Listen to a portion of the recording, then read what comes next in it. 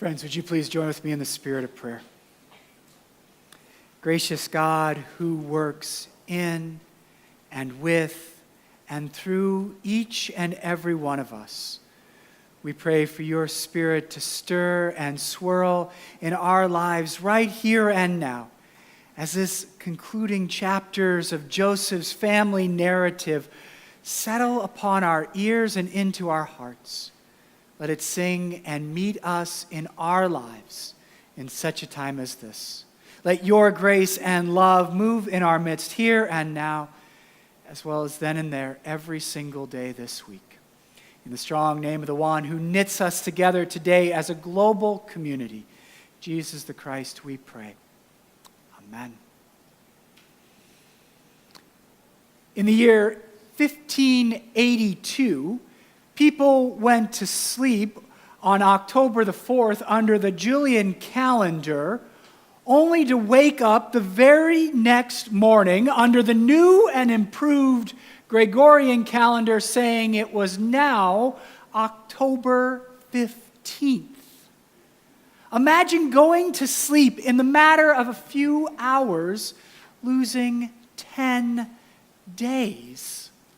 All of this happened because the mathematician, Christopher Clavius, had discovered that the Julian calendar was off by 0.002%. And I know I'm just stating the obvious when I tell you that added up to about 11 minutes every year.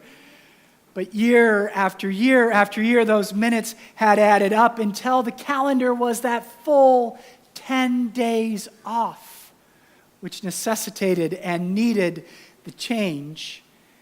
And while I don't want to be the bearer of bad news to you today, the Gregorian calendar we all know and love, scientists now tell us that's off by 26 seconds every year, which means that by the year 4049, we're going to be a full day off. When I read the article on that, I decided, I'm just not going to worry about that in my life. Those moments when we feel out of sort, out of sync. Times when it feels like minutes are just slipping like sand through our hands and we can't do anything about it. When we feel like we're in this sort of strange time warp where things just don't make sense anymore. Whether we're talking about 1582 and losing 10 days, or whether we're talking about Joseph's brothers standing before this Egyptian official who's claiming to be their brother Joseph. Whether we're talking about 10 days, 10 weeks, or 10 years, time has this way of working in all of our lives. And I think we all know a bit about what those folks felt like in 1582 or what Joseph's brothers felt like, because I can identify with that. I identify with that kind of strange time warp feeling when I pause and think about the fact that I now have 2 teenage children and a few gray hairs on my chin to prove it. I think about that when I turned the calendar to October just a few days ago and realized it was 5 years ago that I came and had my face-to-face interview with the search team here. I think about that not only when I look back at the past, but also when we look to the future. It's 4 months before our church will kick off a year of celebrating our 65th anniversary. It's 3 months before we're all going to put up the Gregorian calendar that tells us it's 2019, and you only have 78 shopping days left until Christmas. Sorry, didn't mean to scare you there. It's plenty of time. Those moments when time works and wiggles through all of our lives.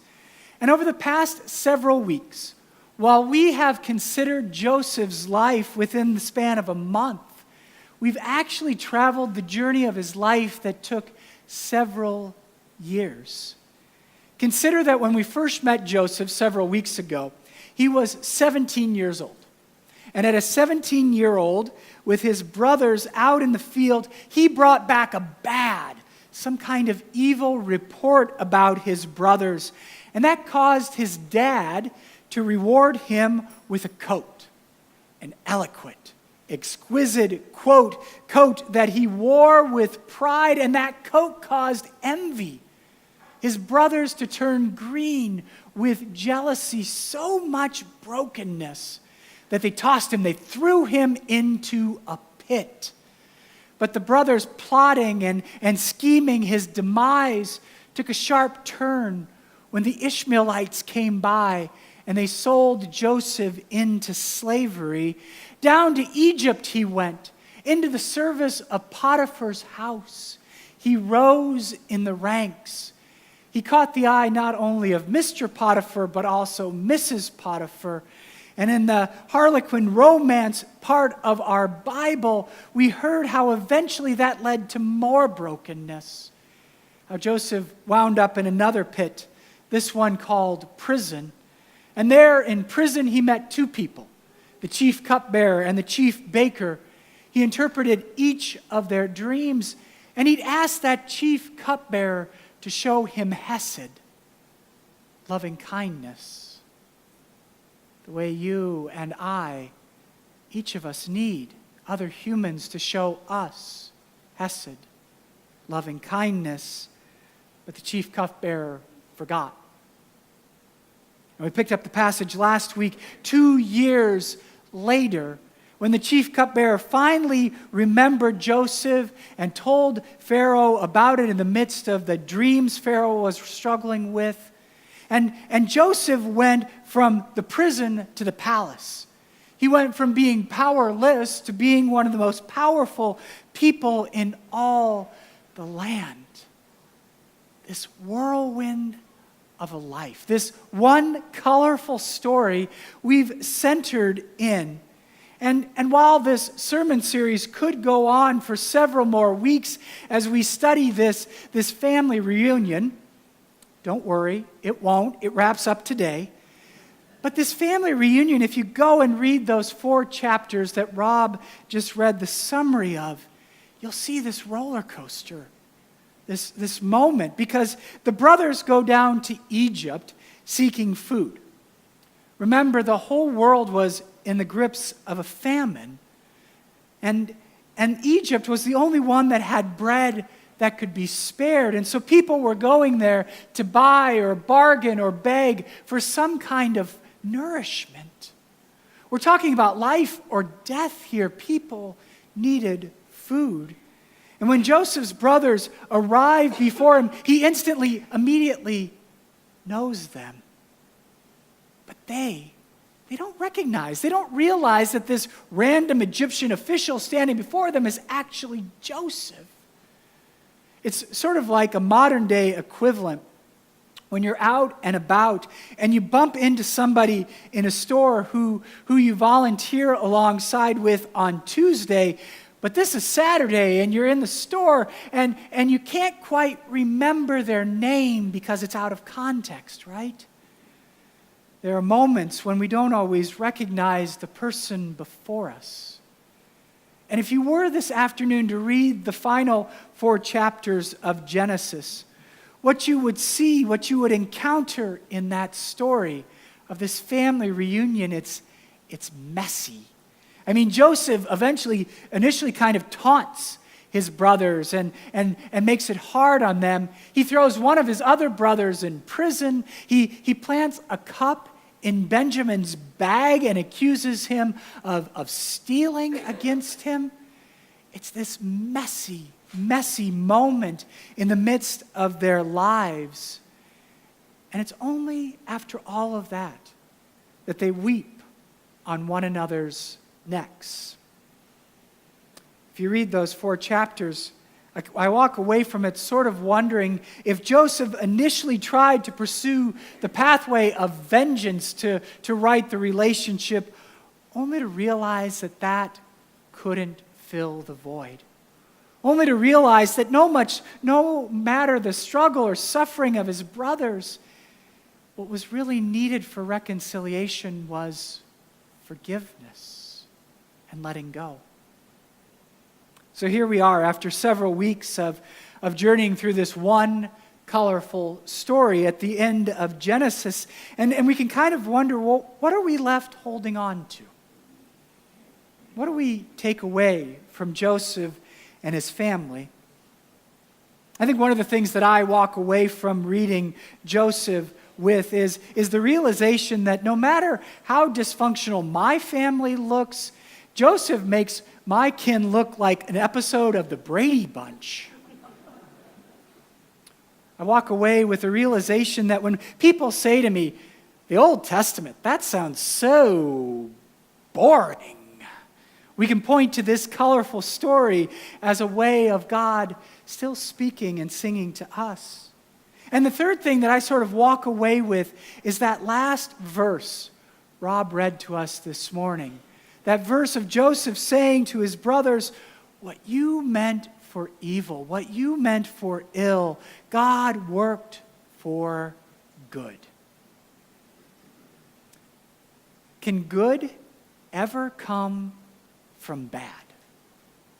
I think that's the question we're left holding on to in the end of Joseph's story. Can good ever come out of bad? That's a question I think that's not only in Joseph, it's a question every single person here holds on to. My hunch is every single person in the sanctuary today, you're struggling, you're suffering with something. I mean, maybe it's a family member or a friend who's living with cancer. Maybe it's a relationship that feels like it's been thrown into a pit. Maybe you're in the midst of some transition in your life where you're not quite where you were, but you're not quite settled where you are.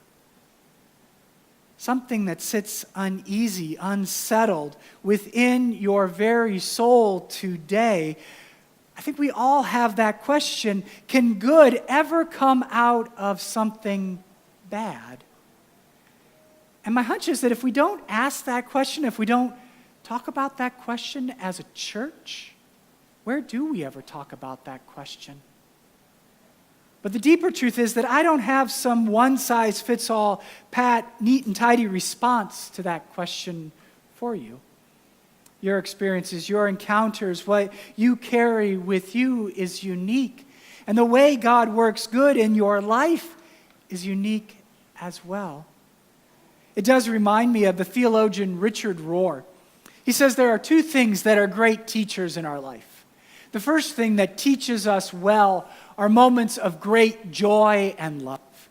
Times when goosebumps race up and down our arms. Birthdays, anniversaries, trips we've taken. Times when smiles sit upon our faces. Great joy teaches us much.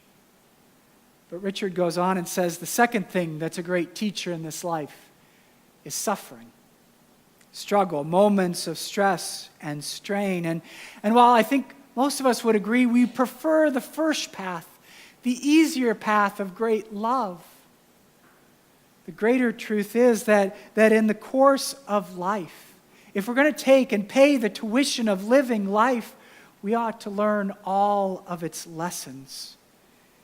In times of struggle and suffering, strife, those moments, I think they can either break us open to the shared humanity that we all have, or that can make us bitter.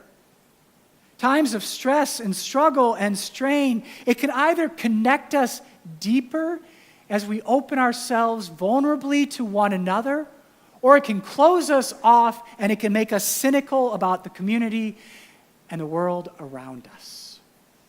That's the invitation we're invited into. Can God ever work for good in our lives? Our Hebrew brothers and sisters, as they interpret Joseph's story, tell us two truths. The first is that just as God created in the beginning, Genesis 1:1, over chaos, At the end of Genesis chapter 50, God is still working in the chaos of human life for good, for grace, for love moving in our midst. And the second truth that the rabbis teach us about Joseph's life is that Joseph and his brothers aren't pawns. This isn't some plot that they just had to play out that God had already envisioned. No, Joseph and his brothers are actually partners. They're co-creators, collaborators with God. Part of what the rabbis tell us is that God works with, in, and through. God works with, in, and through. Would you say those three words with me? With, in, and through. God works in your life and in my life with, in, and through us. And that's not only true in our isolated individual stories. God works with, in, and through our community, our connections with one another. And that actually brings me to the communion table today. A table that stretches all the way around the world. This table connects Sarasota to Sacramento to Singapore to Switzerland. It reminds us of the global connections we have, that through ordinary bread and juice that can feed our bodies, God works with, in, and through us. That through gathering together as a global community, God is working for good in our very lives, sometimes in very ordinary ways. So that as we come to the table this morning, we might sense God's grace and love in a real way that makes all the difference for the living out of these days. So come people of God, and gather here at Christ's table, where we sense God who is working with and in and through us. Amen.